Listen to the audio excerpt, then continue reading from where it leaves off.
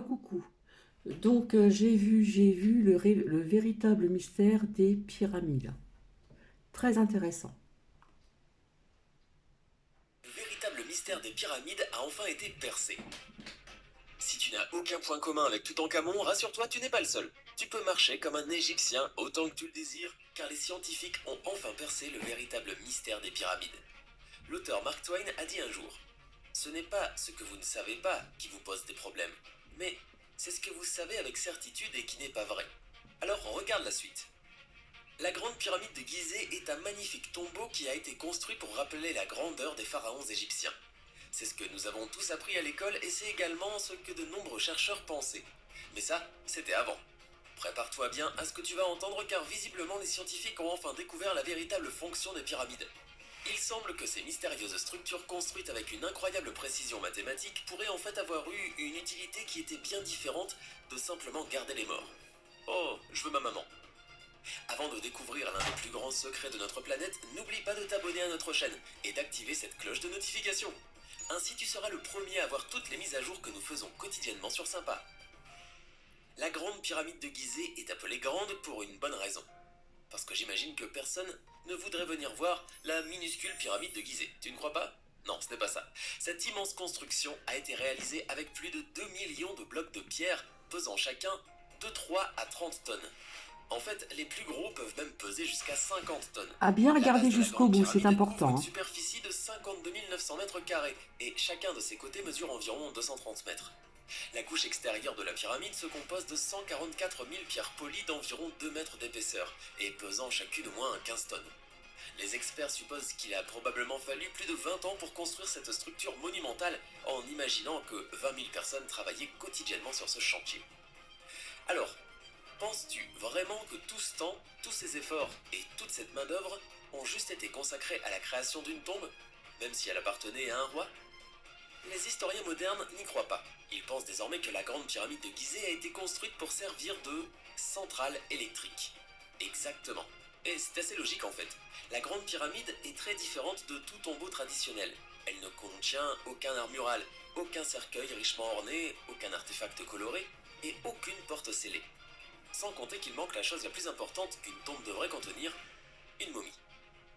Et si on laisse de côté les stéréotypes selon lesquels les civilisations anciennes étaient moins développées que la nôtre, une question se pose alors. Les Égyptiens auraient-ils pu disposer de technologies aussi avancées que les nôtres? Et si leurs connaissances avaient juste totalement disparu pour être redécouvertes des siècles plus tard? Ce que les gens savent avec certitude, c'est que grâce à Nikola Tesla et Thomas Edison, l'électricité est devenue une ressource très répandue dès la fin du 19e siècle. Mais plus tard, en 1934, une découverte archéologique inattendue en Irak a prouvé que ces grands hommes n'étaient finalement pas les premiers à apporter l'électricité à l'humanité. La découverte dont je parle est connue sous le nom de pile électrique de Bagdad. Cette chose n'a rien en commun avec les piles et batteries modernes. Elle se compose de 3 parties: une jarre en céramique, un tube de cuivre et une tige de fer. Lorsque de l'acide liquide était versé dans cet appareil, la réaction chimique produisait une charge électrique. Et selon les chercheurs, cette pile aurait été utilisée il y a plus de 2000 ans. Cette découverte pourrait expliquer le mystère du plaquage d'or très élaboré qui recouvre de nombreux anciens artefacts. Effectivement, un tel plaquage ne peut être créé qu'avec l'utilisation d'énergie électrique. Quant à la grande pyramide, elle renferme énormément de mystères inexplicables. Tout d'abord, elle est parsemée de nombreux tunnels qui mènent profondément sous terre. Ces zones restent encore inexplorées, donc cette fameuse momie disparue est peut-être effectivement cachée quelque part là-dedans. Mais j'en doute. De plus, la grande pyramide de Gizeh était autrefois recouverte de calcaire étonnamment poli. Ces pierres de recouvrement ont été taillées d'une manière tellement lisse que leur surface était parfaitement plate. Par conséquent, cette structure pouvait réfléchir les rayons du soleil comme un miroir. De plus, l'isolation parfaite à l'intérieur de la pyramide constituait un atout supplémentaire. Il est important de noter que les Égyptiens utilisaient également un matériau spécial, la dolomite, pour tapisser les faces intérieures de la pyramide. Cette pierre est connue pour démultiplier la conductivité électrique. Sans compter que les tunnels souterrains et les passages qui traversent l'intérieur de la pyramide sont bordés de granit quelque peu radioactif. Ce granit contient beaucoup de métal et des cristaux de quartz qui sont tous deux de grands conducteurs de piézoélectricité. Ce type d'électricité se produit lorsqu'on exerce une importante pression sur le quartz. Le granit utilisé dans la grande pyramide aurait donc pu ioniser l'air se trouvant à l'intérieur, créant une réaction chimique particulière qui à son tour aurait augmenté la conductivité. Toutes ces conditions seraient propices à l'apparition d'importants courants électriques. Mais attends, ce n'est pas tout. On n'a pas encore parlé du mortier. Pour construire la grande pyramide et maintenir ces gigantesques blocs de pierre ensemble, les Égyptiens ont eu besoin de plus de 500 000 tonnes de mortier. La technologie moderne ne permet toujours pas de recréer le mortier à base de gypse, qui a été utilisé lors de la construction des pyramides. Ce type de gypse résiste à d'énormes quantités de pression. Cela peut donc sembler étrange, mais en fait le mortier qui maintient les blocs de pierre ensemble est plus fort que les blocs de pierre eux-mêmes. Oh, et j'allais oublier les sarcophages qui ont été retrouvés à l'intérieur de la pyramide. Pendant de nombreuses années, les chercheurs ont pensé que ces gigantesques coffres de granit étaient des cercueils construits pour les pharaons. Mais ces sarcophages étaient gigantesques, ils pesaient au moins 10 tonnes chacun.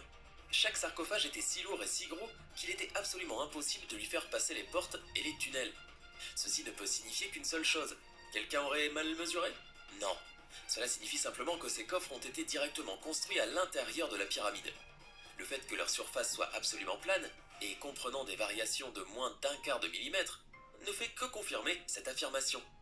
De plus, ces cercueils étaient bien trop grands pour contenir des êtres humains, même de grands et puissants pharaons. En 1993, une chambre secrète inaccessible a été découverte sous la Grande Pyramide. Cette pièce, qui semblait délibérément cachée, a été surnommée la Chambre de la Reine. En 2011, grâce aux nouvelles technologies, il est enfin devenu possible d'explorer cette chambre à l'aide d'une caméra contrôlée à distance. Et, à ton avis, qu'a-t-on découvert? Une reine momifiée? La chambre secrète solidement scellée contenait en réalité du fil de cuivre. Eh oui, et soigneusement placé. Il y avait aussi quelque chose qui ressemblait à des instructions accompagnées de schémas de raccordement dessinés sur le sol.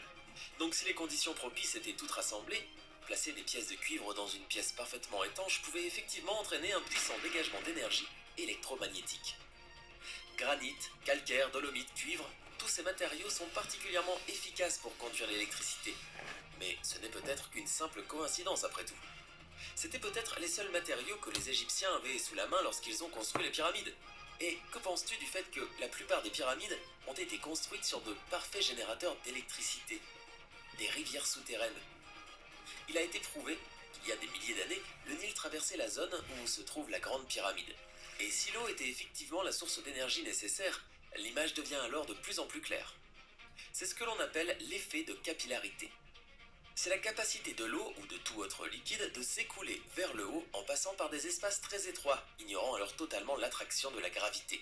Selon ce principe, l'eau du fleuve pourrait très bien remonter le long de la surface calcaire de la pyramide, et probablement même atteindre son sommet. Son mouvement provoquerait des vibrations suffisamment fortes pour que le quartz se trouvant à l'intérieur de la pyramide crée de la piézoélectricité. Rappelle-toi, c'est ce type d'électricité créé en appliquant une tension ou une pression sur le quartz. Ceci générerait alors de l'énergie électromagnétique qui remonterait jusqu'au sommet de la pyramide. Et au sommet de la grande pyramide de Gizeh se trouvait une pierre d'ornement en or massif. Cet or permettait de transférer idéalement les ions négatifs, ce sont des atomes chargés électriquement, à l'ionosphère, la couche de l'atmosphère terrestre qui contient énormément de ces fameux atomes. Et c'est ainsi qu'un courant électrique d'une immense puissance pouvait être produit. Ok, super, mais à quoi cela pouvait servir? Les Égyptiens n'étaient pas vraiment du genre à utiliser des brosses à dents électriques. Eh bien, il s'avère que certaines sculptures en relief représentent des Égyptiens portant quelque chose qui ressemble étrangement à une ampoule électrique. Regarde par exemple les sculptures se trouvant dans le temple d'Hathor.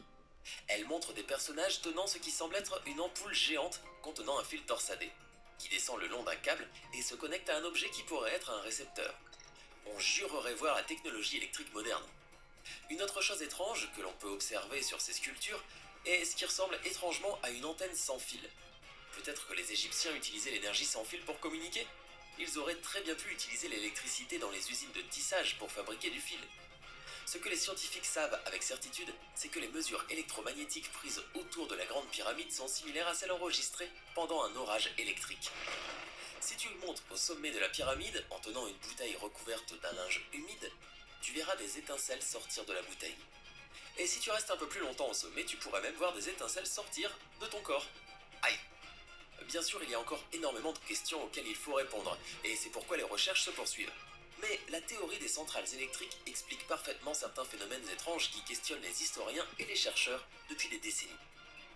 Tout ceci n'est bien sûr qu'une théorie. Mais qu'en penses-tu? Crois-tu que les pyramides pourraient finalement avoir une utilité totalement différente de ce que nous pensions? Fais-nous part de ton avis dans les commentaires ci-dessous. Et si tu aimes autant que nous les mystères et les secrets de l'humanité, clique sur le bouton j'aime et rejoins-nous sur ça.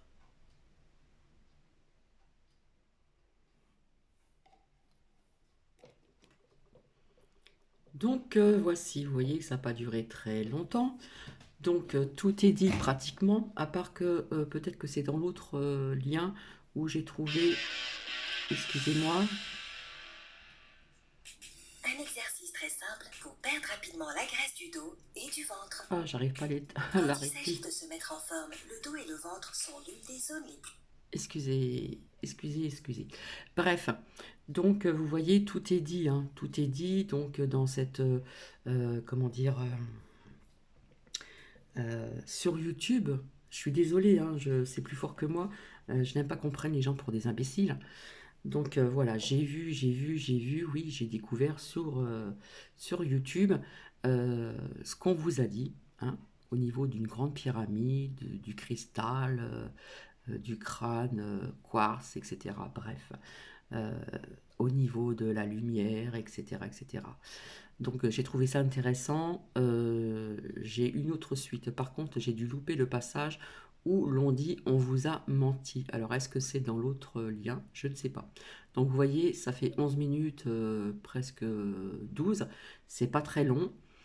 Donc ouais, j'aurais envie de dire, Madame, s'il vous plaît, Madame qui est blonde et qui a une coupe au carré, arrêtez de prendre vos abonnés pour des imbéciles. Parce que j'ai vu, je le répète encore, oui, quand je cherche, je trouve.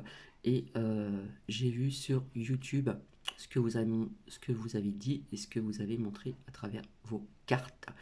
Tout simplement avec le voyageur sacré. Je vais passer après par le second lien, qui dure pas très longtemps non plus, qui dit peut-être moins de choses, mais qui parle de certaines choses quand même. Donc voilà. C'est vrai que je suis très curieuse et quelque part, euh, comme je vous ai dit, je change mon fusil d'épaule. Euh, je fais une pause aussi et je fais aussi mes recherches avec une abonnée.